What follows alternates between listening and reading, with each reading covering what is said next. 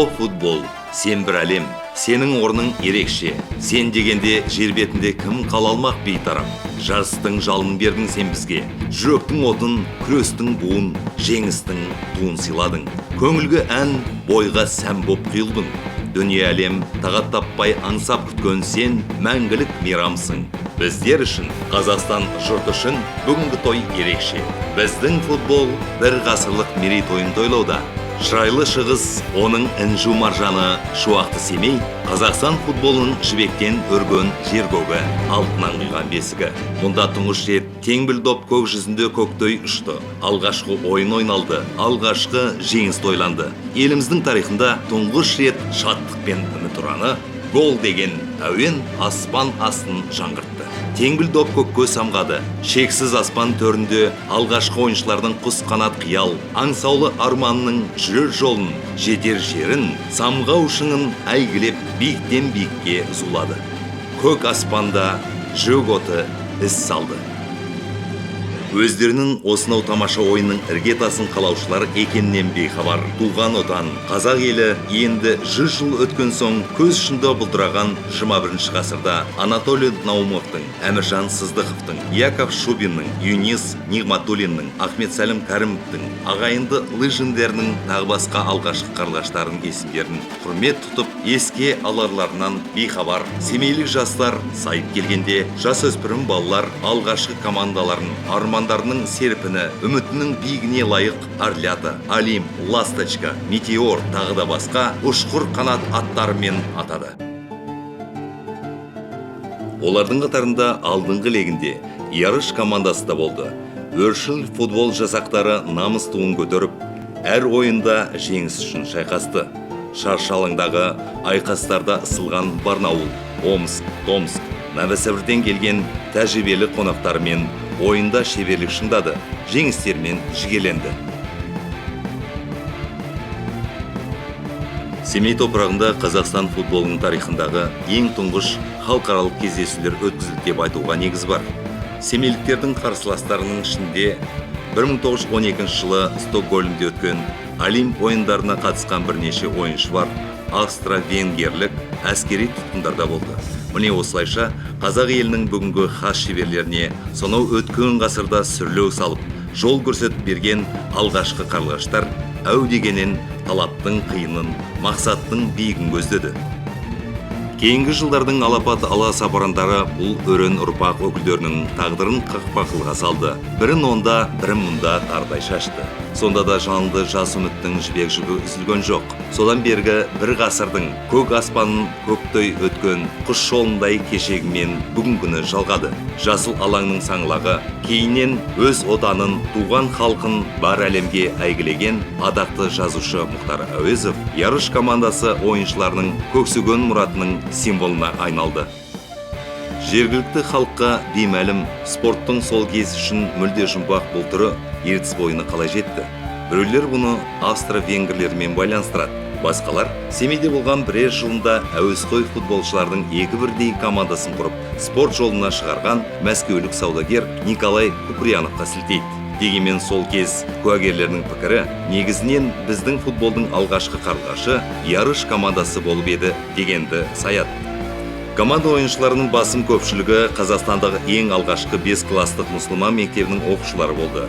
Мектеп мүдірі Рахметолла Еркебаев балаларды футбол ойнауға үйретті. Спорт құралдарын әперді, спортқа құмарлығын оятты. Олар біздің елімізде бірінші рет Қазақстанда ең алғаш ашылған цирк пен тир тұрған қазіргі Абай алаңының арасындағы алаңқайда доп ойнауды бастады. Алғаш рет футбол командасы Семейде құрылды.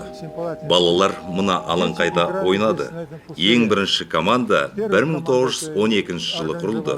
Алайда балалар 1905 жылы ойнай бастаған болатын.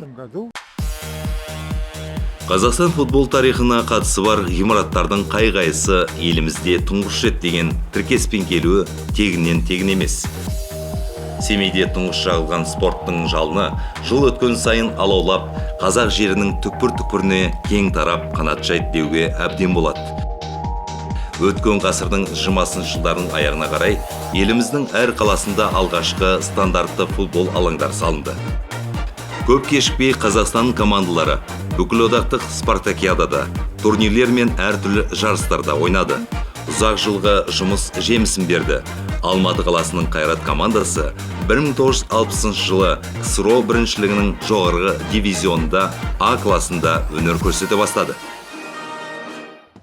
Өзіндік қайталанбас ойын өрнегімен, өршіл жігермен, жеңіске құштарлығымен кешегі одақтың әр аймағынан сансыз жанкүйерлер тапқан бұл команданың құрамында 6 ертіс өңірінен шыққан аяқдоп шеберлері жасындай жарқырады.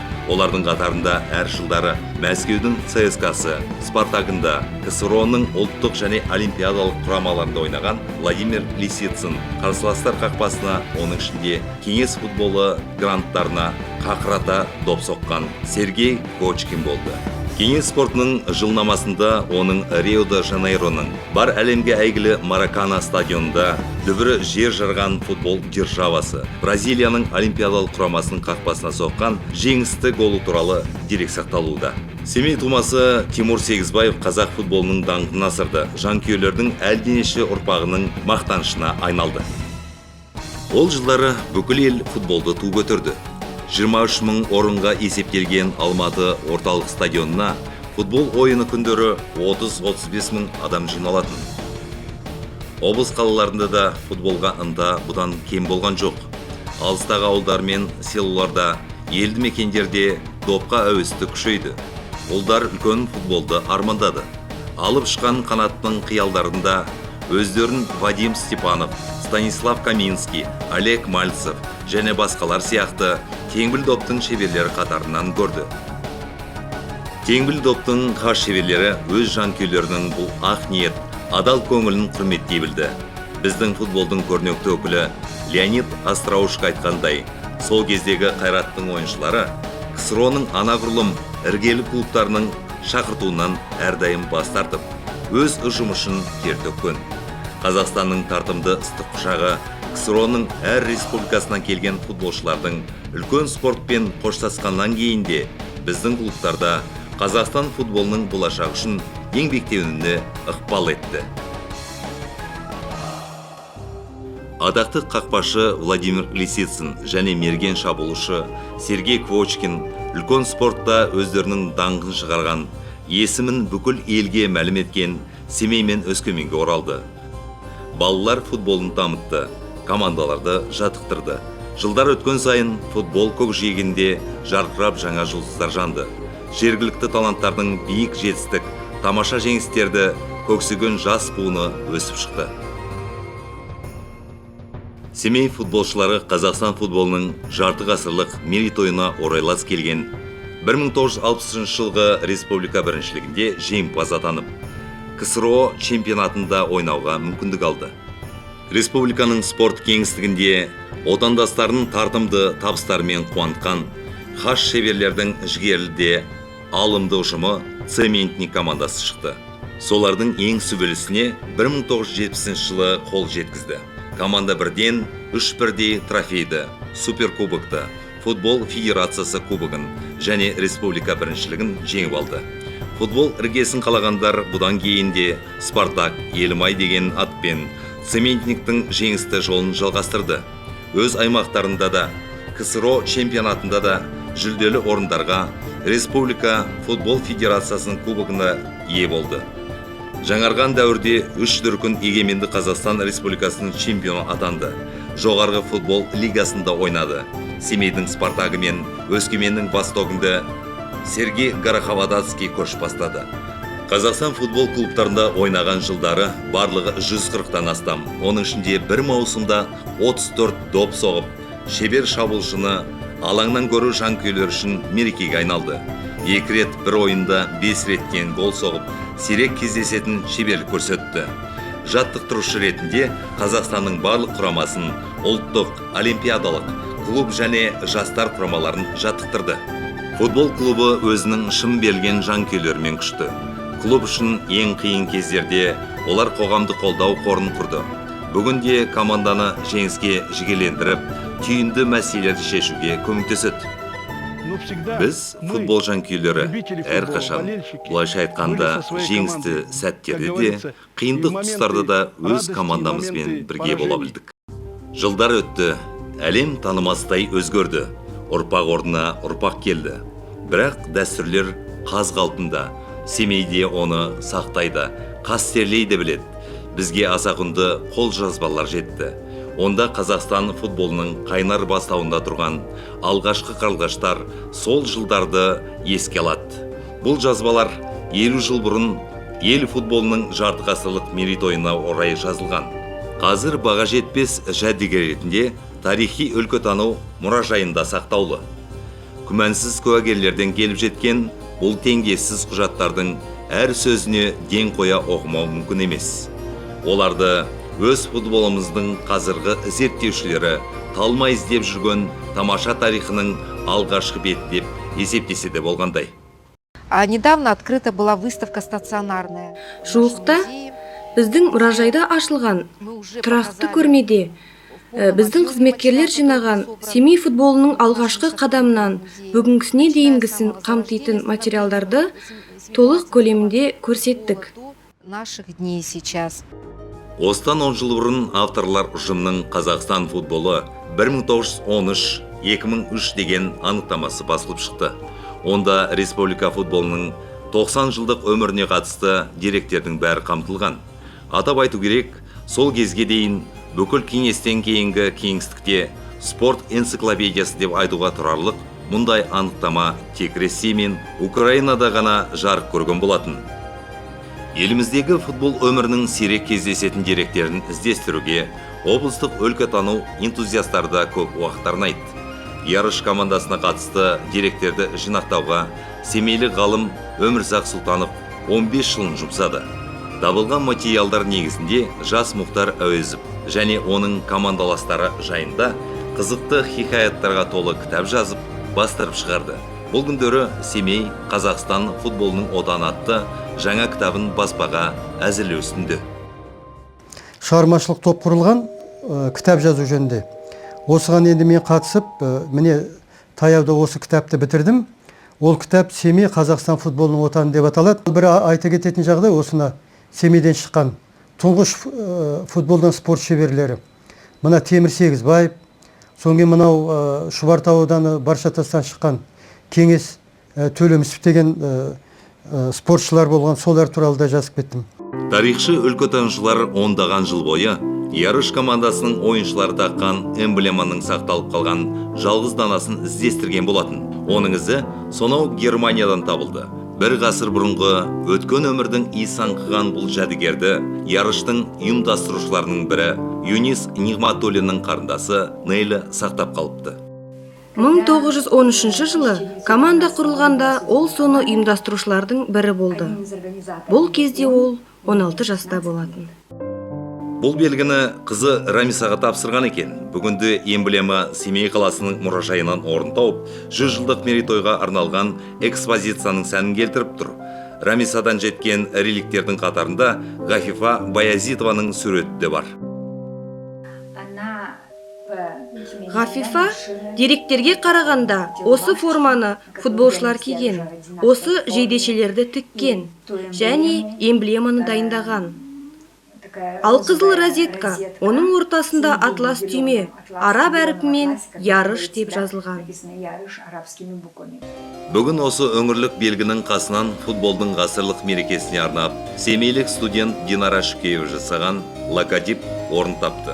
Оған уақыттың үзілмес жібінің айғағындай Ярыш эмблемасын силуэті кіргіп тұр. 100 жылда біздің футбол тамаша тарихи жол жүріп өтті. Қаншама жан сүйсінер жеңіске жетті. Жігерлі, өршіл жандардың әлденеше ұрпағын өсіріп шығарды. Бүгін ол өз дамуының жаңа биігіне шықты. Әзірге алынбаған мақсат пен мұраттарға құлаш сермеді. Қазақстан футболының 100 жылдық мерекесі қоғамда белсенді өмір салтының қалыптасуына, спорттың барлық түрлерінің орын теуіп, іргеленуіне серпін берері сөзсіз. Ұлттың жан және тән саламаттылығы Қазақстан қоғамның ең басты қазынасы, алтын қоры іспетті. Сол себептен мемлекет басшысы, республика үкіметі спорт түрлерінің ілгерілі дамуына дене тәрбиесі бар халықтың қалыпты дағдысына айналуына баса назар аударып келеді. Бұл салада облыс және аудан басшылары отандық футболдың 100 жылдық мерекесі қарсаңында кең көлемді игілікті істерді жүзеге асырды. Футболдың бір ғасырлық айтулы күніне байланысты жарияланған 100 жылдыққа 100 футбол алаңы акциясы облыстың футболға қатысты өмірінде күрт өзгерістер әкелді. Облыстық аудандық бюджеттер қаржы бөлді. Әр апта сайын дерлік облыстық елді мекендерде жаңа спорт ғимараттары іске қосылды. Футбол, волейбол, баскетбол алаңдарының ашылуы салтанатты. Аудан облыс басшылары қатысқан бүкіл халықтық мерекеге айналды. Оларда сол күні-ақ спорт жарыстарын өткізу дәстүрі дүниеге келді. Туған елге тағзым акциясы жаңа сипатқа ие болды. Бағытын айқындады. Бизнес қауымдастықтары, жеке азаматтардың бастамасымен туып өскен ауыл селоларының оқып шыққан мектептерінің тарихындағы атаулы күндеріне орай түрлі спорт ғимараттарын, табиғи немесе жасанды төсеніштері бар стандартты футбол алаңдарын, спорт құралдарын, тіпті заманауи модульдер тарту ететін жақсы дәстүр өмірге келді. Қысқа мерзім ішінде әрі және кіші қалаларда, аудандардың ең бір шалғай деген елді мекендерінде осыдан біраз жыл бұрын ғана түскөде ембеген спорт инфрақұрылымдары пайда болды. Шайлы шығыстың елді мекендері бұл күнде футбол алаңдарының жайқалған жасыл кілемдермен көмкерілген. Мемлекеттік мекемелер, өндірістік корпорациялар, еңбек ұжымдары ішкі турнирлері мен түрлі жарыстарын өткізіп, үзбей шеберлік шыңдауды дәстүрге айналдырды. Жас ұрпаққа өнеге, үлгі іспеттес, үлкен өмір жолынан, спорттық сынақтарынан өткен ардагерлер өз ішінде өнер сынасып, жасыл алаңдарда тартысқа толы жарыстарын жалғастыруда. Біздің елде көп іс атқарылып жатыр. Алаңдар салынуда, жаттықтырушылар жаңа методикаларды игере бастады. Бастысы футболдың мамандық екенін үйретуіміз керек. Үлкендердің өмір жолының баға жетпес тәжірибесі, қимылсыз өмір жоқ екенін, ол жас организм үшін жақсы сынақ, спортта ғана емес, өмірдің кез келген кездейсоқ жағдайларында да аса қажет, қайтпас жігер, қажымас қайрат, өршіл мінезді шыңдайтын бірден бір сабақ екенін уағыздайды. Денсаулықтың іргетасы, болашақ рекордтар мен таңқаларлық жетістіктердің негізі балалар спортының басталатыны даусыз ақиқат. Бүгінде дене тәрбиесі мектепке дейін ақ басталып, өмір бойы жалғасатын жүйе қалыптаса бастады. Балалар мен жас өспірімдердің спорттың әр түріне ден қоюы кең таралып келеді. Жалпы білім мектептері мен балалар мен жас өспірімдер спорт мектептерінің үздік командаларында кожаный мяч, былғары доп сияқты аудандық, облыстық және республикалық турнирлер, жарыстарда күш сынасу мүмкіндігі күн сайын арта түсуде. Футбол отаны Семей қаласында 100 жылдыққа 100 футбол добы үндеуі, аула клубтарында жас өскіндер футболының ерекше серпін алуына ерен ықпал жасады. Бұл клубтардың құрама командалары республика чемпионатында ұпай арттыруда. Сейчас играет команда ВКО.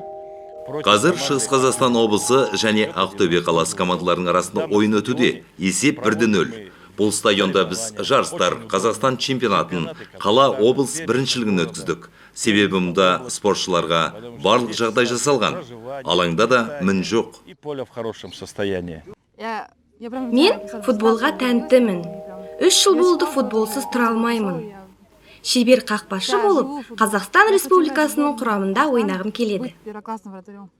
Өткен уақыт ішінде талай-талай ұмытылмас тартыстарға, тамаша жеңістерге куә болған Семейдің орталық стадионы мереке қарсаңында жаңарып, жаңғырып, түлеп түрлене түскен. Осыдан бірер жыл бұрын осы шаршы алаңда аты әйгілі қонақтар, әлемдік даңқтың иегерлері, Мәскеудің Спартак клубының ардагерлері Ринат Досаев, Дмитрий Олейничев, Сергей Шавлов, Байыз Хидиятолин тағы басқалары өздерінің өнер емес ғажайып шеберліктерімен қала жұртын шексіз шаттыққа бөлеген болатын. Қаланың көкке орынған көркем жерінде клубтың балалар тобы үшін жаңа футбол алаңы салынды. Семейдің ежелгі де әйгілі клубына арнап футбол инфрақұрылымын дамыта түсудің жоспарлары мен жобалары жетерлік. Мәселен, команданың өзінің заманауи жабық манежі, футболистердің демалыс базасы болатын күн алыс емес.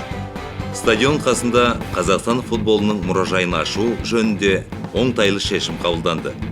Ғасырдан астам бұрын салынған Кезінде ярыш командасын ұйымдастырушылардың бірі Юнис Ниматуллин тұрған үйде біздің футболдың 100 жылдық салтанатына орай естелік тақтасы орнатылмақ.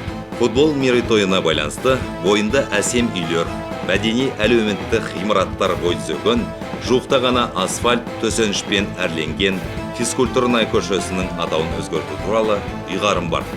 Бүкіл ел, оның ішінде Шығыс Қазақстан облысының жұртшылығы футбол тойын күтуде. Өскеменнің Восток стадионы жаңара жаңғыра түсуде. Облыс орталығының тұрғындарын Қазақстан футболының 100 жылдығына және онымен тұстас келген ел біріншілігінің премьер лигасында өнер көрсетіп жүрген Восток командасының жарты ғасырлық атаулы күніне орай тамаша мерекелік салтанат күтіп тұр. Біздің футбол өрлеу үстінде. Бірінші лигадағы ең жас команда Семейдің Спартагы көш бастаушылар тобында премьер лигадан таяқ тастам жерде тұр. Бүгінде командада өсіп шыққандар ежелгі дәстүр бойынша еліміздің ең үздік командаларында ел құрамасында бақ сынап жүр. Олардың арасында республиканың неше дүркін чемпиондары, кубоктар мен суперкубок иегерлері де бар. Семей футболының даңқын асырған аға ұрпақтың игі дәстүрін олардың бүгінгі ісбасарлары жалғастырып келеді. Соның ішінде Қазақстанның 6 дүркін чемпионы, 2 мәрте суперкубокты иеленген, әлденеше рет жыл үздігі атанған, жанкүйерлердің көзайымы болған Самат Смақовты атай кеткен орынды.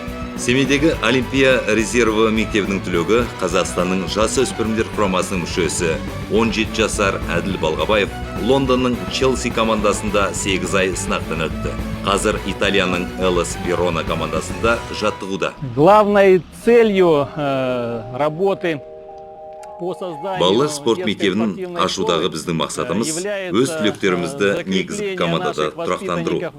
Біз команданың негізгі құрамы, өз түлектерімізден болған қалаймыз. Былайша айтқанда, команданың барлық ойыншылары дерлік Семей қаласының өз тумасы болған, ежелден келе жатқан дәстүрімізді жалғастыра бермейміз. Когда в нашей команде играли почти что все игроки из Семипаладинска.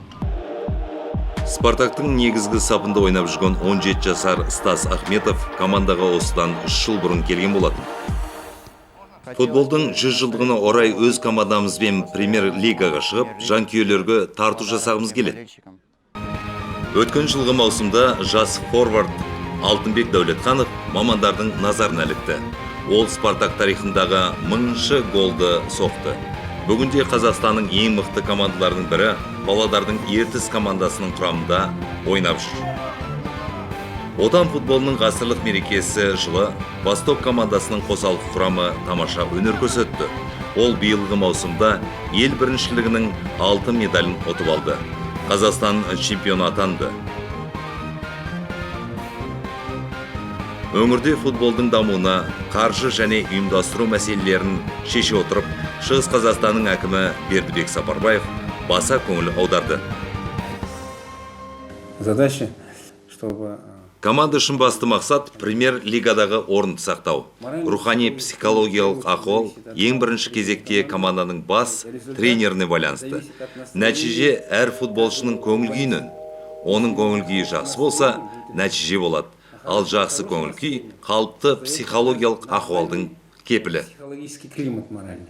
Осыдан 20 жылдан астам уақыт бұрын қол жеткен Қазақстан Республикасының тәуелсіздігі еліміздің бүкіл әлемге танымал болуына жол ашты. Қазақстанның үздік командалары Еуропа мен Азияның әйгілі спорт ареналарында ең бір дүбірлі турнирлер мен жарыстарда өнер көрсете бастады. Казахстанский футбол сейчас выходит на должный уровень. Қазақстан футболы жоғарғы деңгейге шығып келеді. Бұрын бұған қол жеткен жоқ. Бізде Европа болмайды, енді соған іліндік. Соның нәтижесінде қанша команда Европа деңгейінде ойнап жүр. Бұрында бұл деңгейге шығу біз үшін арман болатын. Мы об этом только мечтали. Еліміздің көшбасшы клубтары биылғы маусымда талай жыл күткен тамаша қадамға қол жеткізді.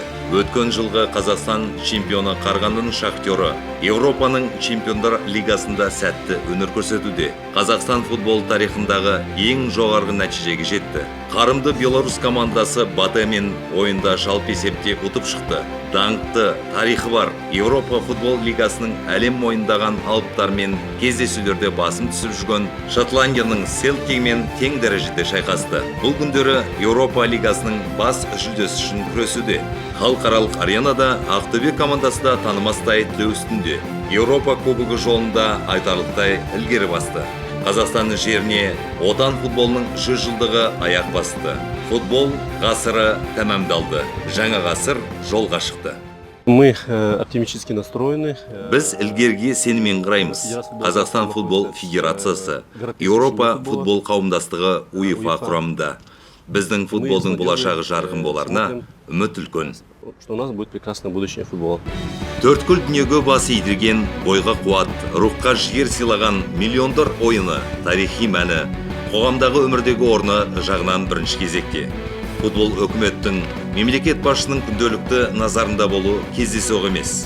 2012 жылы Шымкенттің Ордабасы және Қарағандының Шахтер командаларының арасындағы дәстүр бойынша жаңа маусымның жол ашар кездесуіне Қазақстан Республикасының президенті Нұрсұлтан Назарбаевтың ат басын бұруының үлкен мәні бар. Елбасы жеңісті доптың авторы, матчтың үздік ойыншысы Қайрат Әшірбековке жылдың ең басты жүлдесі Суперкубокты өз қолынан табыс етті. Өткенді ойға алып, біз ілгерге көш береміз. Той салтанатының дүбіріне толы бүгінгі күндер мен айлардан бастап спорт аренасының дүлдүлдері Қазақстан футбол тарихының жаңа беттерін парақтайтын болады. Біздің отандастарымыздың әлденеше буын даңққа бөлеген еңбіл доп қош жолына құлаш сермеп, келер күнге самғап барады.